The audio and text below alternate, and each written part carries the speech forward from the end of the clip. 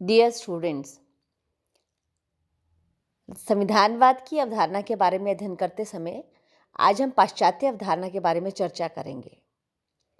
जैसा कि आप सभी जानते हैं, पाश्चात्य राजनीतिक व्यवस्था को एक लोकतांत्रिक व्यवस्था के रूप में जाना जाता है और लोकतांत्रिक व्यवस्था के आधार पर पाश्चात्य राजनीतिक विचारधारा मूलतः उदारवादी लोकतंत्र का प्रतिनिधित्व करती है।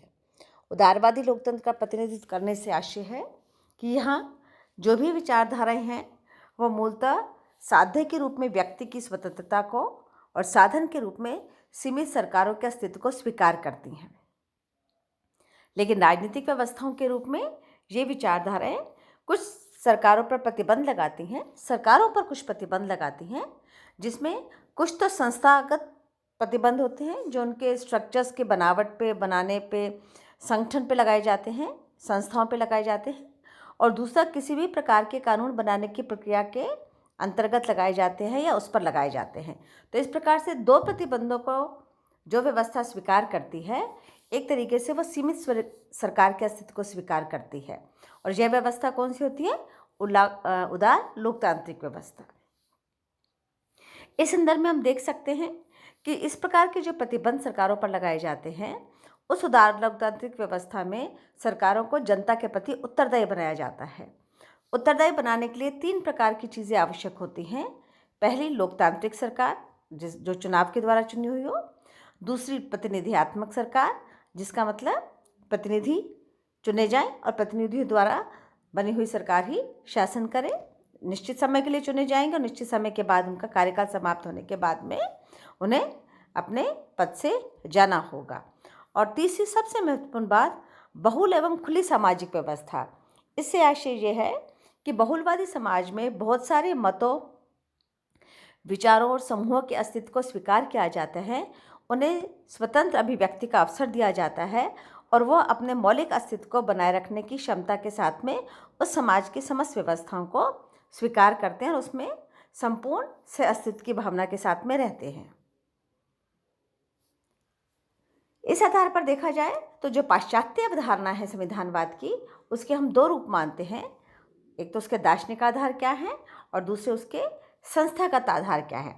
दार्शनिक आधारों से आशय ये है कि जो पाश्चात्य संविधानवाद की अवधारणा है वो ऐसे कौन से मूल्यों पर बल देती है या ऐसे कौन से आदर्शों और मानकों की बात करती है जिसके आधार पर ये स्पष्ट होता है कि वो संविधानवाद की बात करते हैं। तो नंबर 1 है उसमें व्यक्ति की स्वतंत्रता। इसमें उसकी सामाजिक स्वतंत्रता, उसकी आर्थिक स्वतंत्रता और उसकी राजनीतिक स्वतंत्रता, तीनों ही प्रकार की स्वतंत्रताएं सम्मिलित हैं। क्योंकि जब व्यक्ति अपनी सामाजिक स्वतंत्रताओं का प्रयोग करेगा तो इसका मतलब है वो प्रत्येक प्रकार के जाति विभेद, वर्ग विभेद और विभिन्न मापदंडों के आधार पर होने वाले जो विभेद हैं उनसे ऊपर उठा हुआ होगा, उसको अभिव्यक्त करने की स्वतंत्रता होगी।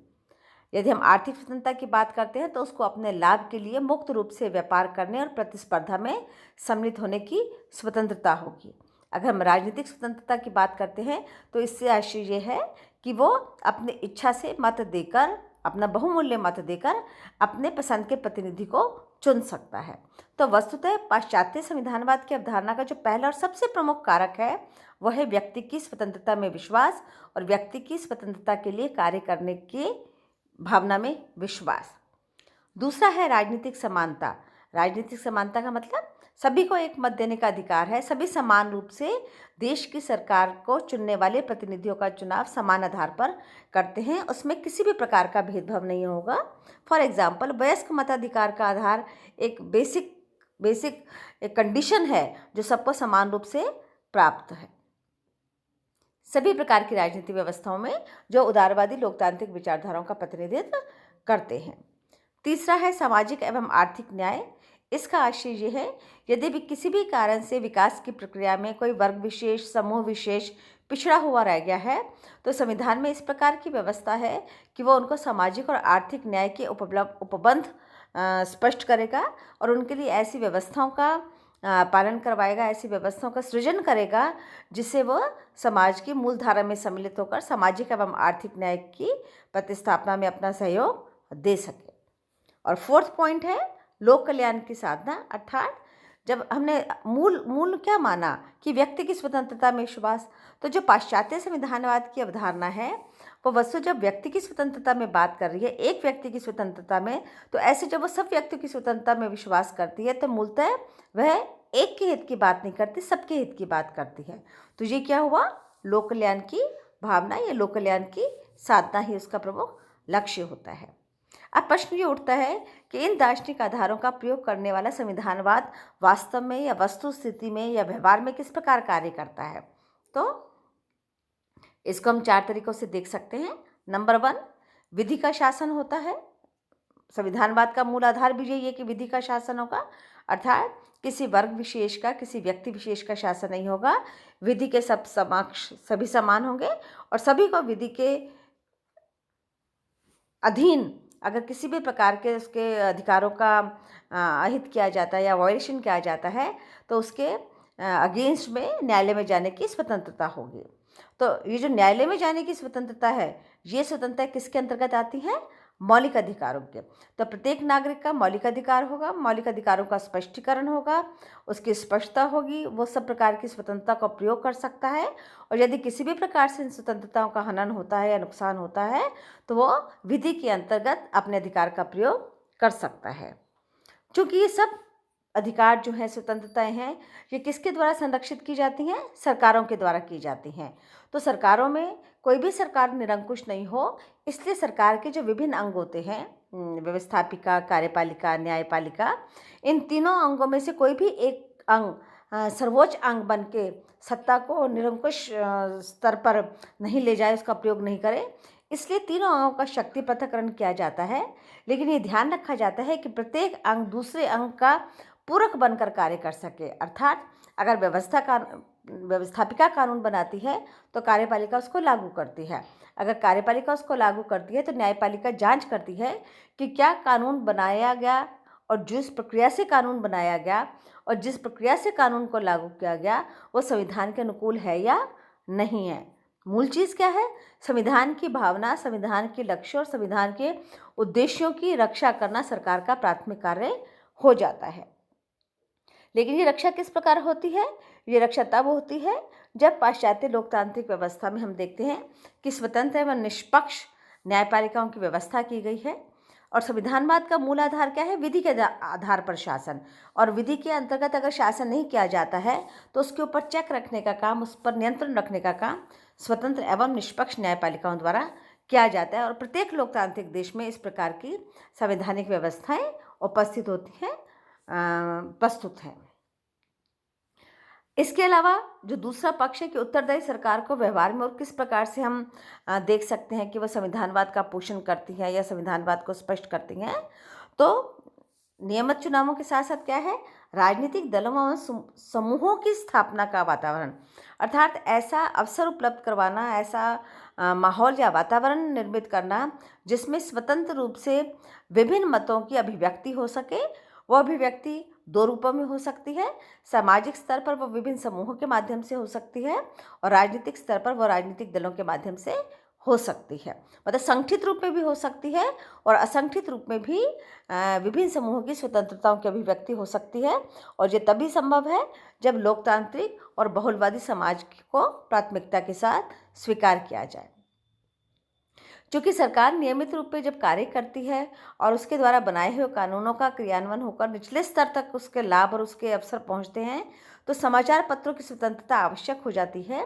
क्योंकि समाचार पत्र ही सरकार के जो दैनिक कार्य होते हैं, उसकी भूमिकाएं होते हैं, जनप्रतिनिधियों का जनता के साथ जो संवाद होता है उसकी परख करती है, उसके बारे में जनता को जानकारी देती है और एक प्रकार से वह सरकार के बीच में और जनता के बीच में कड़ी का काम करती है। प्रतिनिधियों पर नियंत्रण रखकर, उनकी सूचनाएं देकर, सरकार के कार्यप्रणाली योजनाओं को उजागर करके और जनता के मतों को अभिव्यक्त करते या जनता की राय को व्यक्त करके। तो यहाँ समाचार पत्रों की जो स्वतंत्रता है वो पाश्चात्य संविधानवाद के लिए भी आवश्यक हो जाती है। नंबर 3 कि यहाँ पर लोकमत की प्रभावशीलता है। लोकमत का मतलब कोई भी संविधानवाद की व्यवस्था ऐसी व्यवस्था का समर्थन नहीं करती, विशेषकर से पाश्चात्य संविधानवाद की व्यवस्था, कि उसमें लोकमत को दरकिनार कर दिया जाए या लोकमत को महत्वपूर्ण नहीं माना जाए, क्योंकि लोकमत से ही अभिव्यक्ति होती है कि किस प्रतिनिधि का चुनाव होगा, और प्रतिनिधि ही ये निश्चित करते हैं कि कौन सी सरकार बनेगी। दलीय व्यवस्था का कितना भी गहरा प्रभाव हो, लेकिन आज भी लोकमत की प्रभावशीलता को संविधानवाद का आधारभूत सिद्धांत माना जाता है, क्योंकि विधि के समक्ष सब समान रूप से अपने मतों की अभिव्यक्ति करने का अधिकार रखते हैं। और लास्ट में एक बार मैं पुनः रिपीट कर रही हूँ इसको, जैसे मैंने यहाँ पर भी बताया था आपको, उत्तरदायी सरकार के लिए थर्ड पॉइंट में बहुल एवं खुली सामाजिक व्यवस्था, इसी को अलग रूप में हम सामाजिक बहुलवाद के द्वारा स्पष्ट कर सकते हैं। इसका मतलब जहाँ पर भी एक मत होगा वहाँ पर बहुलता नहीं हो सकती, वहाँ पर स्वतंत्रताएं नहीं होंगी, वहाँ पर विभिन्न मत नहीं होंगे, वहाँ पर विभिन्न समूह और विभिन्न विकल्प नहीं होंगे। लेकिन जब हम सामाजिक बहुलवाद की बात करते हैं, इसका मतलब विभिन्न मत, विभिन्न स्वतंत्रताएं, विभिन्न समूहों का अस्तित्व, विभिन्न राजनीतिक दलों का अस्तित्व, विभिन्न आधार पर चुने गए प्रतिनिधियों का समूह, उनका प्रतिनिधित्व। तो सामाजिक बहुलवाद किसी भी प्रकार से पाश्चात्य संविधानवाद की उस व्यवस्था को स्पष्ट करता है जिसमें प्रत्येक व्यक्ति स्वतंत्रता से अपने मतों को अभिव्यक्त करने का, अपनी राय को अभिव्यक्त करने का अधिकार रखता है। पाश्चात्य संविधान के बेहतरीन उदाहरण के रूप में हम देख सकते हैं अमेरिका की राजनीतिक व्यवस्था को, ब्रिटेन की राजनीतिक व्यवस्था को, फ्रांस की राजनीतिक व्यवस्था को, स्विट्ज़रलैंड की राजनीतिक व्यवस्था को, जहाँ पर नियत समय पर चुनाव करा के उत्तरदायी सरकार की स्थापना का लक्ष्य संवैधानिक आधार पर प्राप्त किया जाता है और प्रत्येक स्थिति में व्यक्ति की स्वतंत्रता को अक्षुण्ण रखने और स्वतंत्र रखने का प्रयास किया जाता है। इस आधार पर हम एक बार पुनः स्पष्ट करते हैं, संविधानवाद क्या स्पष्ट करता है। संविधानवाद एक विचारधारा के रूप में दार्शनिक आधारों को स्पष्ट करता है जो व्यक्ति से संबंधित है, संरचनात्मक व्यवस्था को स्पष्ट करता है जो व्यवस्थाओं से संबंधित है, और इंस्टीट्यूशनल व्यवस्थाओं को स्पष्ट करता है जिसका मतलब किस प्रकार से संस्थाएं कार्य करके अपने लिए अन्य संस्थाओं का आधारभूत स्तर पर निर्माण करती हैं, उनकी रचना करती हैं, उनका संगठन करती हैं।